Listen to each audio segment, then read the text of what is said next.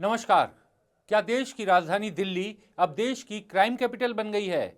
हाल के दिनों में जिस तेजी से संगठित अपराधियों ने दिल्ली पर धावा बोला है, उसे देखते हुए ये सवाल मौजू हो जाता है। अपराधी कभी भी कहीं भी धड़धड़ाते हुए आते हैं और फायरिंग कर फरार हो जाते हैं। फिर शुरू होता है प्रोटेक्शन मनी, यानी सुरक्षित रहने की एवज में रंगदारी की मांग। यहां तक कि अपराधियों के हौसले इतने बुलंद हो गए हैं कि पुलिस वालों पर भी हमला करने से नहीं चूक रहे। 2 महीने में 2 पुलिस वालों को अपराधियों के हाथों अपनी जान गंवानी पड़ी।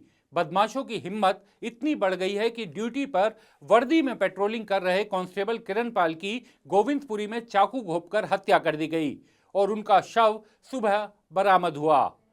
पिछले कुछ समय से विदेशों से और देश के अलग अलग हिस्सों से व्यापारियों, बिल्डरों, शराब कारोबारियों को धमकाकर रंगदारी मांगने के मामले भी सामने आ रहे हैं।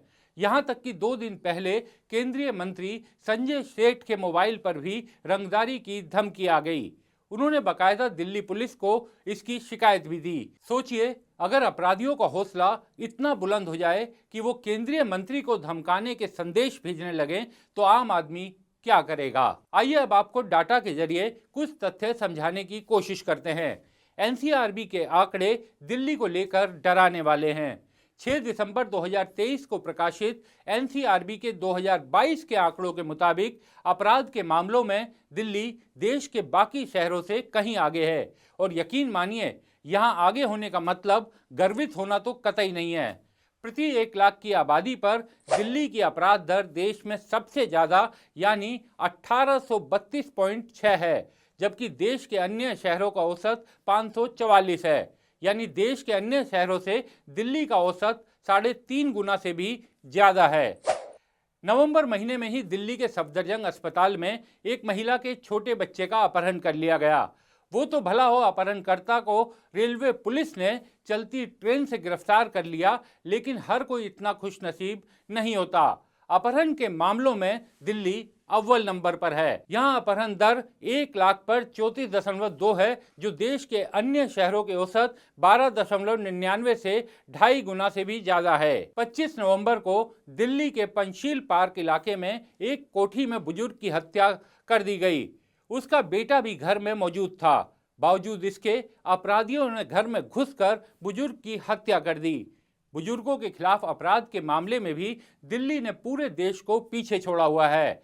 पूरे देश के 19 शहरों में बुजुर्गों के खिलाफ हर 1 लाख की आबादी में 3966 केस दर्ज हुए, जिसमें से 1313 यानी करीब 1/3 दिल्ली में हुए। आपको 10-11 अक्टूबर की दरमियानी रात को दिल्ली के सराय काले खां इलाके में हुई सामूहिक बलात्कार की घटना याद होगी। इस घृणित अपराध में 3 अनजान दरिंदों ने एक महिला का सामूहिक बलात्कार किया। अनजान इसलिए कहा क्योंकि ये तीनों एक दूसरे को जानते भी नहीं थे, पर एक दूसरे को बलात्कार करता देख दूसरे ने उसे रोकने की जगह उस अपराध में उसका साथ दिया और ऐसे ही तीसरा भी शामिल हो गया। उसके बाद उसे बुरी हालत में वहां छोड़कर चले गए। वो तो भला हो, वहां से रात 3:15 बजे एक सेना का अधिकारी गुजरा, जिसने पुलिस को सूचना दी। और बलात्कार के मामले में दिल्ली की संख्या डराने वाली है। देश के शहरों में बलात्कार की 3635 घटनाएं हुई, जिसमें से 1204 सिर्फ दिल्ली में, यानी हर रोज 3 बलात्कार। महिलाओं के खिलाफ कुल अपराधों के मामले में दिल्ली देश में दूसरे स्थान पर है। बच्चों के खिलाफ अपराध के मामले में भी पहले नंबर का तमगा दिल्ली के पास है। यहां संख्या हर 1 लाख पर 7400 है, जबकि दूसरे नंबर पर मुंबई है, जहां ये संख्या दिल्ली से आधी से भी कम यानी 3178 है। दिल्ली चुनाव के मुहाने पर है। दिल्ली के पूर्व सीएम और आप सुप्रीमो अरविंद केजरीवाल लगातार इस मुद्दे को उठा रहे हैं। उनका सीधा आरोप है कि दिल्ली पुलिस अपराध और अपराधियों पर रोक लगाने में नाकाम रही है। दिल्ली पुलिस केंद्रीय गृह मंत्रालय के अधीन आती है, लिहाजा सीधी जिम्मेदारी केंद्रीय गृह मंत्री अमित शाह की भी बनती है। क्या सच में दिल्ली की कानून व्यवस्था बिगड़ गई है, या फिर ये एक राजनीतिक आरोप प्रत्यारोप है? इस मुद्दे पर आज हमारे साथ बात करने के लिए मौजूद रहेंगे संजीव चौहान। संजीव चौहान 90 के दौर से दिल्ली में अपराध की घटनाओं को कवर करते आए हैं और दिल्ली में अपराध, अपराधियों और पुलिस की कार्यशैली पर बेहद करीबी नजर रखते हैं।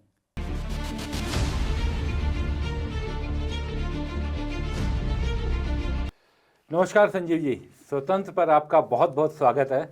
नमस्कार विक्रांत। संजीव जी, हो क्या रहा है दिल्ली में जो आए दिन कहा जा रहा है क्राइम कैपिटल? क्या दिल्ली का चुनाव केवल क्राइम के मुद्दे पर होगा? क्या सच में दिल्ली में क्राइम की स्थिति इतनी खराब हो गई है? क्या अपराधी सच में इतने बेखौफ हो गए हैं जैसा दिखाया जा रहा है या दिख रहा है? नहीं, जो दिख रहा है वो सच है। ज़मीनी हकीकत यही है कि बवाल मचा हुआ, खून खराबा है। इसको हम भी जिस आंख से देख रहे हैं उसी से नेता देख रहे हैं जितने हैं। दिल्ली की सत्ता हो या केंद्र की, दोनों देख रही हैं।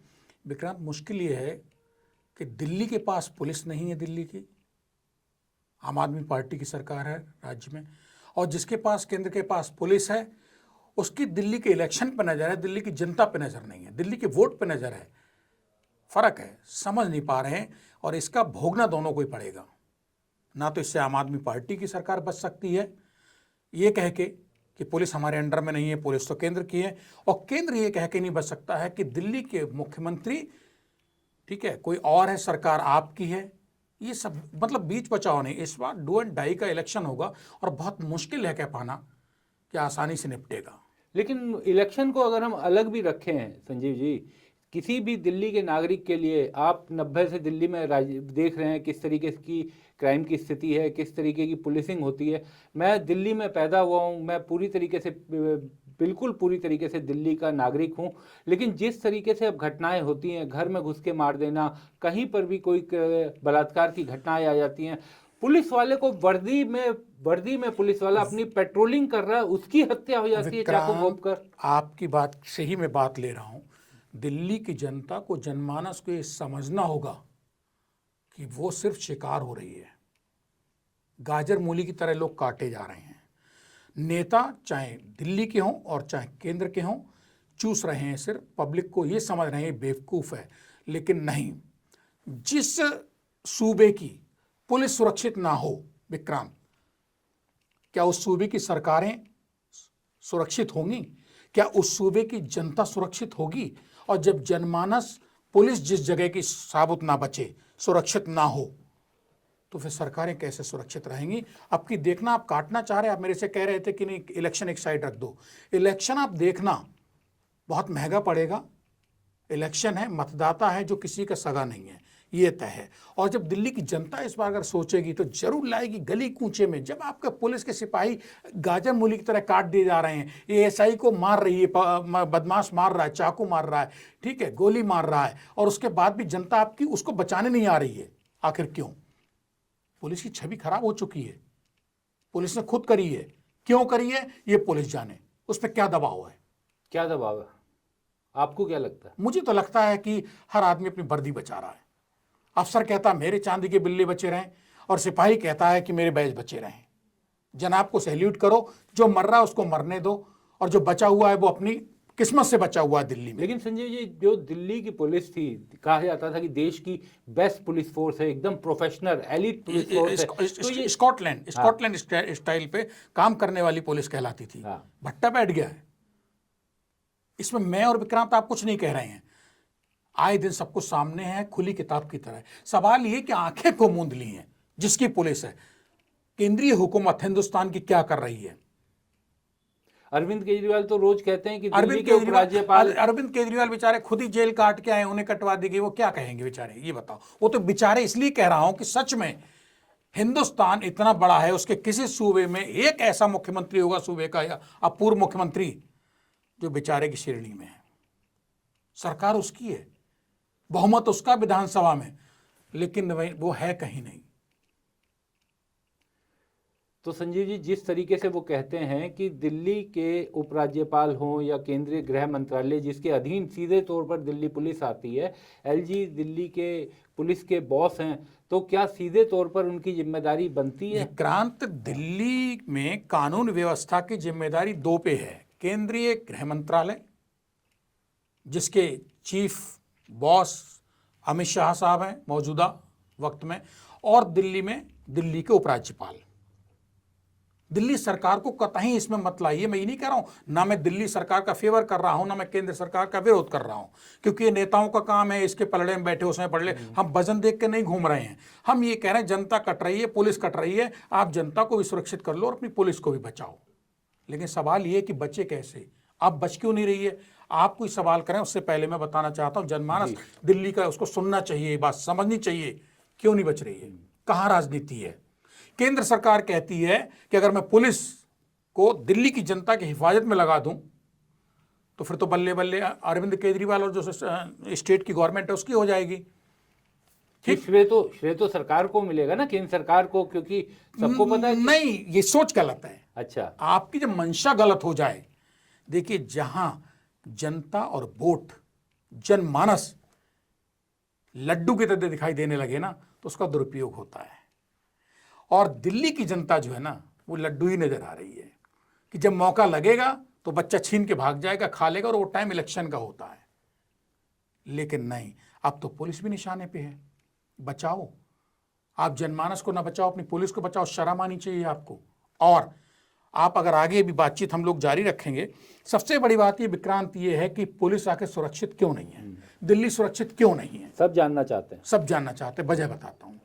दिल्ली में पुलिस कमिश्नर सिस्टम लगा है सन 1978 में जी, जुलाई में। पहले पुलिस कमिश्नर बने थे JN चतुर्वेदी साहब, बड़े सज्जन आदमी थे, यूपी कैडर के अधिकारी थे, बन गए। और उसके बाद से संजय अरोड़ा साहब 25वें पुलिस कमिश्नर हैं। ठीक, सवाल यह है कि पुलिस तितर बितर कैसे हो गई है। अगर आप इस बात पे ध्यान दें कि सन 2014 से जब से मोदी सरकार देश में आई है केंद्र में, तब से बेशक भारत की राजधानी दिल्ली में कोई आपराधिक मतलब कोई आतंकी घटना नहीं हुई है। बिल्कुल, ये बहुत बड़ा श्रेय है कि दिल्ली में, ये बहुत बड़ा श्रेय है। जिस दिल्ली में 6 महीने पे 1 bomb blast, 2 bomb blast, serial bomb blast सब चलता था, मैं मानूंगा। लेकिन 2014 के बाद से जनता कटनी शुरू हो गई है। क्यों? शीला दीक्षित हटी, अरविंद केजरीवाल ने सत्ता ली, उसके बाद कुत्ते बिल्ली की लड़ाई शुरू हो गई केंद्र में और दिल्ली सरकार में। क्यों? वजह पुलिस। वो कहता है मेरी पुलिस है, मैं तुझे कैसे दे दूं। दिल्ली गवर्नमेंट कहती मेरे पास पुलिस ही नहीं है, मैं कैसे तुम्हें सुरक्षित करूं। तो सवाल ये है कि जनता किसके भरोसे पे है। वोट तो बीजेपी भी ले रही है, सेंट्रल भी ले रही है दिल्ली की जनता से, और वोट आम आदमी पार्टी भी ले रही है, केजरीवाल भी ले रहे हैं वोट। तो भैया वो लावारिस क्यों छोड़ दिए तुमने? पहला एक आता है कि दिल्ली पुलिस कमजोर कैसे। मुझे लगता है कि दिल्ली पुलिस में जो इंटरनल पॉलिटिक्स है केंद्र और दिल्ली के बीच की, अच्छा, पुलिस के अंदर भी अंदर क्या है। अब देखो मजे की बात, पब्लिक नहीं समझती इस चीज को। दिल्ली पुलिस में दिल्ली का कमिश्नर उसे लगाया जाना चाहिए जो दिल्ली को देखा हो, जिसने, हाँ बिल्कुल, जिसने दिल्ली में अब DCP रहे हो, बाकी अलग-अलग पोस्ट पे ACP, जब IPS की शुरुआत, IPS की ट्रेनिंग, ACP की ट्रेनिंग, IPS बनने के बाद एज ACP ट्रेनिंग करता है दिल्ली के किसी थाने में। तो उस ACP को जब वो स्पेशल कमिश्नर दिल्ली का बनता है 30 साल की नौकरी के बाद, पूरी दिल्ली को जानता तो उसको पता है कि चांदनी चौक की फलाना जो है किस जगह गली है, वहां का ज्योग्राफिया क्या है, वहां मंगोलपुरी में किस टाइप का क्राइम होता है, और ग्रेटर कैलाश में पॉश एरिया में किस टाइप का क्राइम। अब हो क्या रहा है, सन 1984 की बात है, 1984-85 में 6 महीने के लिए महाराष्ट्र कैडर के एक IPS थे, SS जोग, सूर्यकांत जोग, 1953 बैच के IPS। ये परिपाटी कहां से खराब हुई है? 84-85, 6 महीने के लिए SS जोग को पता नहीं उस वक्त की हुकूमत ने कितना काबिल समझ के दिल्ली दे दी लाके। अब मुझे ये बताओ, महाराष्ट्र कैडर का आदमी जो महाराष्ट्र में पला बड़ा पैदा हुआ, वो दिल्ली में आके क्या करेगा? बिल्कुल, दिल्ली को जानते ही नहीं है वो। लेकिन उस टाइम पब्लिक इतनी नहीं थी, क्राइम इतना नहीं था। जोग साहब अपने 6 महीने काट गए दिल्ली से, परिपाटी वहां से शुरू हुई। उसके बाद आता है दूसरा नंबर अजय राज शर्मा साहब का। अजय राज शर्मा जब आए तो बीजेपी की गवर्नमेंट केंद्र में थी, दिल्ली में शीला दीक्षित की सरकार हुआ करती थी। अजय राज शर्मा यूपी कैडर के IPS थे, लेकिन अजय राज शर्मा ने जिस दबंगई से 7 जुलाई 1999 को चार्ज लिया, उसी दबंगई से जुलाई 99 से और जून 2002 तक करीब 3 साल उन्होंने नौकरी की दिल्ली पुलिस की। मजे की बात है कि अजय राज शर्मा का कैडर भी नहीं चेंज हुआ, लेकिन अजय राज शर्मा की दहशत इतनी थी बदमाशों में कि कांपते थे। हाँ, उनकी छवि बहुत ही लगता था कड़क। मैंने जरा शर्मा साहब से पूछा था कि साहब लाल किला पे अटैक हुआ, आतंकवादी हमला आपके टाइम में हो गया, पार्लियामेंट शूट आउट हुआ, पार्लियामेंट अटैक हुआ आपके टाइम में हो गया, फूलन देवी सांसद मारी गई, गोली से उड़ा दी गई दिन दहाड़े आपके टाइम में। तो मैंने कहा बड़े बड़े कांड हो गए और आप नहीं हिले अपनी कुर्सी से। तो बोले मैं क्यों हिलूंगा, क्राइम हुआ मैं खोल दूंगा। एक चैलेंज था उनका, क्राइम हुआ मैं खोल दूंगा। और मजे की बात है 3 कांड हुए अजय राज शर्मा साहब के टाइम में और तीनों कांड खोल दिए गए, बड़े बड़े। इससे बड़ा अब तक देश में कुछ नहीं हुआ। बिल्कुल बिल्कुल, कि देश में सांसद मारी जाती है, संसद पे हमला होता है, लाल किले पे, मगर उतनी दबंगई भी तो हो, उतनी छूट भी तो हो। उनका कैडर नहीं चेंज हुआ था, वो भी यूपी कैडर, वो यूपी कैडर के थे, लेकिन वो एक निजी अजय राज शर्मा की पुलिसिंग अपनी पुलिसिंग थी। उनको पता था कि बदमाश से कैसे बात करनी है और गृह मंत्रालय को कैसे हमको वो करना है, लेकिन उनको भी पूरा सपोर्ट था। आज की तारीख में सपोर्ट तो है दिल्ली पुलिस कमिश्नर को, लेकिन वो सपोर्ट ऐसा है काल पात्र समय के हिसाब से, साम दाम दंड भेद, कि मेरा भला हो। मेरे भले से मतलब हुकूमत का जहां भला हो रहा है वहां कमिश्नर बढ़िया है। अब आप ये भी नहीं कह सकते कि सब बाहर के आए हुए कमिश्नर दिल्ली में गलत हैं। अगर अजय राज शर्मा और सूर्यकांत जोग साहब को, एसएस जोग साहब को देखा जाए, लेकिन इसके बाद परिपाटी शुरू हुई कि एसएन श्रीवास्तव जब दंगे हो रहे थे उत्तर पूर्वी दिल्ली में, जी जी, ठीक है, फरवरी मार्च में, उन दंगों में रातों रात हेलीकॉप्टर से लैंड कराए गए। एसएन श्रीवास्तव थे केंद्रीय रिजर्व पुलिस बल में स्पेशल डायरेक्टर थे, वहां से लाए गए। एसएन श्रीवास्तव के टाइम में दबा के किसान आंदोलन हुआ। हाँ बिल्कुल, पुलिस ने हथियार नीचे डाल दिए थे, बिल्कुल दबा के दिल्ली की पुलिस पिटी, बिल्कुल, हजारों जवान पुलिस का घायल होके अस्पतालों में पड़ा रहा। सब वहां से पुलिस की पिटाई शुरू हुई है। खाकी वर्दी दिल्ली में अपनी सड़कों पे और पिट जाए निहत्थे किसानों से, कभी नहीं, कभी सुना भी नहीं। किसके इशारे पे हुआ था? ये कौन कहेगा दिल्ली पुलिस से कि तुम पिटते रहना, बोलना मत, ना हथियार चलाना ना डंडा चलाना है? हुकूमत ने कहा होगा केंद्र की, दिल्ली की सड़कों पिटे। इसमें तो अरविंद केजरीवाल और आम आदमी पार्टी का कोई रोल नहीं था। किसान वर्सेस केंद्र सरकार चल रहा था झगड़ा। एसएन श्रीवास्तव के टाइम में पिटे। एसएन श्रीवास्तव दिल्ली पुलिस, ऐसा भी नहीं है कि एग्मुटी कैडर के दिल्ली पुलिस का जो कमिश्नर बनेगा वो सही होगा, काबिल ही होगा, नहीं। इसका एग्जाम्पल है एसएन श्रीवास्तव का फेल्यूर, कि पूरी पुलिस पिटती रही और पुलिस ने ना हथगोला चलाया, ना मतलब कुछ नहीं किया, अपनी जो ताकत कर सकती थी कुछ नहीं की इस्तेमाल। क्यों नहीं की? कहीं प्रेशर रहा होगा कि किसानों पे लठ नहीं बजाना है, नहीं बजाना, छाती पे चढ़ गए, लाल किले पे चढ़ गए, आपके आके बजा दिया होता तो बॉर्डरों पे रह जाते, पहला। अब आता है एसएन श्रीवास्तव के बाद जब राकेश अस्थाना आए, तो इन पे ये आरोप लगा कि साहब ये गुजरात कैडर के, मोदी जी भी गुजराती हैं। कई राजनीतिक विरोधियों ने तो इसे बड़ा मुद्दा भी बनाया, खूब बड़ा मुद्दा। मजे की बात ये और गंभीर बात है कि राकेश अस्थाना और आलोक वर्मा सीबीआई में इनके बीच जो और पब्लिक के सामने जो मतलब सांप नेवले की लड़ाई हुई थी, बिल्कुल खूना खच्चड़, और उसके बाद राकेश अस्थाना दिल्ली के पुलिस कमिश्नर बना दिए गए।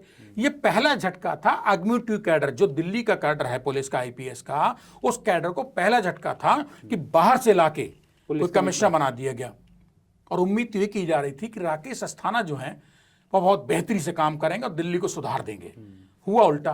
राकेश अस्थाना ने एक सबसे बड़ा काम क्या कर डाला कि उन्होंने जो पीसीआर पुलिस कंट्रोल रूम है उसको खत्म कर दिया। अच्छा, उसकी जिप्सियां सब थानों में दे दी।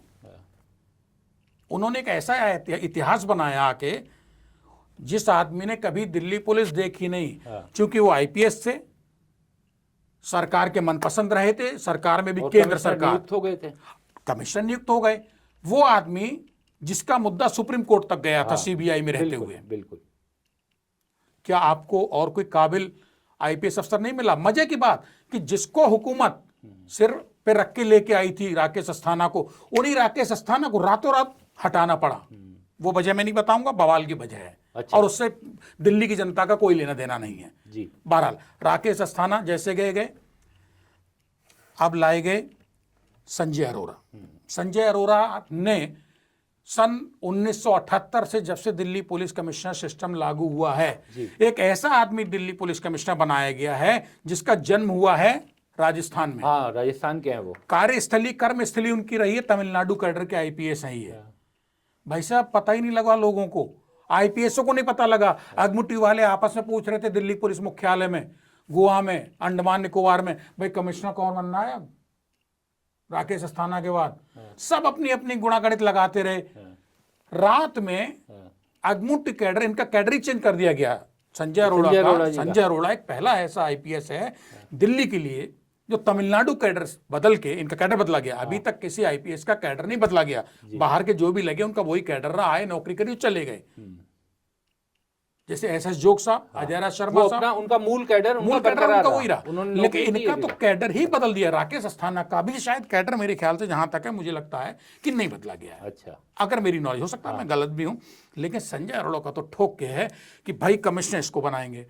तो इन्होंने पूरी नौकरी की अपनी तमिलनाडु में और वहां से सीधा दिल्ली पुलिस कमिश्नर। आप सोचिए, जो आदमी अपनी 30 साल की नौकरी, 35 साल की, 36 साल की नौकरी लगभग वो करता है तमिलनाडु की गलियों में पुलिस की, वो आदमी दिल्ली की मंगोलपुरी, जहांगीरपुरी, त्रिलोकपुरी, कल्याणपुरी, ग्रेटर कैलाश क्या जानेगा? मैं कहता हूं संजय अरोड़ा साहब को उतार दो सड़क पे, अगर ड्राइवर मत दो और वो कहीं गाड़ी ले जा सके अपने आप। वो आदमी दिल्ली की कानून व्यवस्था संभालना भाई साहब, तो उसके हवलदार सिपाही नहीं कटेंगे, पब्लिक दिन में नहीं मारी जाएगी, शूट आउट नहीं होंगे, तो क्या होगा? आप बता दीजिए कितने साल से एनकाउंटर दिल्ली में नहीं हुआ है? हाँ, स्पेशल सेल और क्राइम ब्रांच जो एकदम स्पेशलाइज्ड यूनिट थी, अब वो एकदम लगता है कि कहीं सोई हुई है। अभी शालिनी सिंह जो पुलिस महानिदेशक हैं पुडुचेरी, ठीक, आईपीएस हैं, उन्होंने 96 बैच की आईपीएस हैं। तमिलनाडु कैडर उनका भी चेंज हुआ, लेकिन उनके हस्बैंड जो थे अगमुटी कैडर के, उनके टाइम में एनकाउंटर हुआ, वो भी दिल्ली पुलिस ने, क्राइम ब्रांच ने जाके हरियाणा में किया था, ठीक। लेकिन दिल्ली की सरजमी पे मुझे नहीं लगता बहुत जल्दी ऐसा एनकाउंटर, स्पेशल सेल ने किया था एक एनकाउंटर, डीसीपी पीएस कुशवाहा हुआ करते थे। नहीं, अभी छतरपुर में 3 मारे थे, 3 मारे थे अभी। लेकिन जो जहां मुझे याद है कि जैसे ये अपने कांस्टेबल किरण पाल चाकू गोदा, तब गोविंदपुरी वाले, अब देखिए, मतलब तुम्हारा खून खून, हमारा खून खून, तुम्हारा खून पानी। मतलब जनता अगर मर रही है तो पुलिस पर कोई फर्क नहीं पड़ रहा दिल्ली की, लेकिन अपना सिपाही मरा तो 18 घंटे के अंदर आपने वो मार लिया, एनकाउंटर कर दिया उसका। तो सवाल ये है कि आप फर्क की खाई तो खुद खोद रहे हैं। लूट हो जाती है, मर्डर, लूट चलिए मान लिया बहुत ज्यादा आप, लेकिन मर्डर हो रहे हैं, प्लांट मर्डर हो रहे हैं, सिंडिकेट क्राइम फैल रहा है। तो संजीव जी, क्या ये पूरा जो कमिश्नर की पोस्टिंग है, क्या ये सीधा पॉलिटिकल कारण नहीं होता? क्योंकि इसका सीधा असर नहीं पड़ेगा आपका जो दिल्ली एजीएमयूटी कैडर है, उसके अफसर भी तो सोचते होंगे तो कि हम कमिश्नर कब बनेंगे। फिर विक्रांत वही बात आती है ना कि विरोध कौन करे। जनता जो है वो बेबस है दिल्ली की, ना उसकी आम आदमी पार्टी है, ना उसकी बीजेपी है, ना कांग्रेस है। वो लावारिसों की तरह दिल्ली की जनता दिल्ली की सड़कों पे घूम रही है, मैं खुल के कह रहा हूं। और ये द स्वतंत्र ही कह पा रहा है, बाकी जितने बड़े बड़े मीडिया संस्थान हैं सबको विज्ञापन चाहिए, वो नहीं कह पाएंगे। ये हम ही और आप कह रहे हैं कि दिल्ली की जनता कट रही है, जानती है हम कट रहे हैं, मर रहे हैं, लेकिन वो शिकायत लेके किसके पास जाए? एक अब आखिरी सवाल संजीव जी आपसे, कोई तो रास्ता होगा। हाँ, दिल्ली में दिल्ली का पुलिस कमिश्नर, दिल्ली कैडर का, अग्निमित्री कैडर का लगाइए, दबंग पुलिस कमिश्नर लगाइए, जिसकी इमेज अच्छी हो, दबंग हो, जो मारने में और तोड़ने में मजबूत हो, जिसका टेरर हो। टेरर मतलब आम जनता पे नहीं, बदमाशों पे, अपराधियों पे टेरर। लेकिन एनकाउंटर भी कोई इलाज तो नहीं है ना। नहीं, मतलब इकबाल बुलंद, अब इकबाल बुलंद कहां से होगा? यूपी में जाइए, थाने चौकी में पट्टियां बांध के जा रहे हैं कि साहब हमें सरेंडर करवा लो। दिल्ली में आके ठोक दे रहा है बदमाश दिन में और चला जा रहा है। फर्क ये है दिल्ली पुलिस और यूपी पुलिस में, दोनों ही राज्य जुड़े हुए हैं। ऐसा नहीं यूपी पुलिस के पास बहुत ज्यादा इक्विपमेंट है, टेक्नोलॉजी, नो, दिल्ली से ज्यादा नहीं है, दिल्ली से ज्यादा बजट नहीं है यूपी पुलिस का।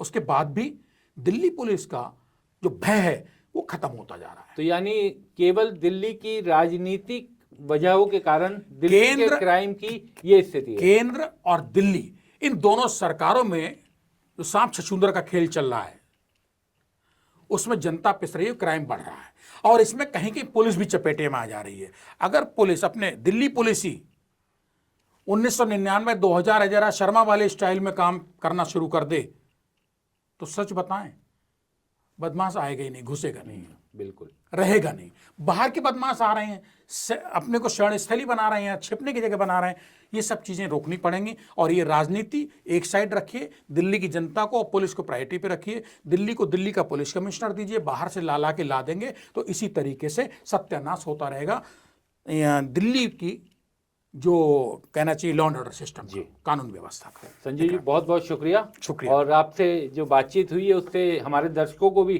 दिल्ली की क्या असली कारण है पुलिसिंग में, वो भी समझने में थोड़ी मदद मिलेगी। लेकिन दिल्ली की जनता को भी समझना पड़ेगा कि सरकारों की लड़ाई वो ना उलझे, वो अपनी आंख से देखे और उसका अपने मत का जो एक दिन मिलता है उसका सही इस्तेमाल करे, वो देखे क्या हो रहा है, कौन कर रहा है। स्वतंत्र से बातचीत करने के लिए बहुत बहुत शुक्रिया। शुक्रिया विक्रम। दिल्ली को, दिल्ली की राजनीति को, दिल्ली की हवा को, दिल्ली की सोच को, दिल्ली के लोगों को और दिल्ली के चुनाव को समझने के लिए द स्वतंत्र के सहयोगी बने, क्योंकि यही है आपका अपना चैनल, आपका अपना तंत्र। तभी तो ये है द स्वतंत्र। जी हाँ, द स्वतंत्र। मैं विक्रांत यादव स्वतंत्र हूँ। हमारे चैनल को कृपया लाइक करें, सब्सक्राइब करें और अपने साथियों से भी जरूर करवाएं। शुक्रिया।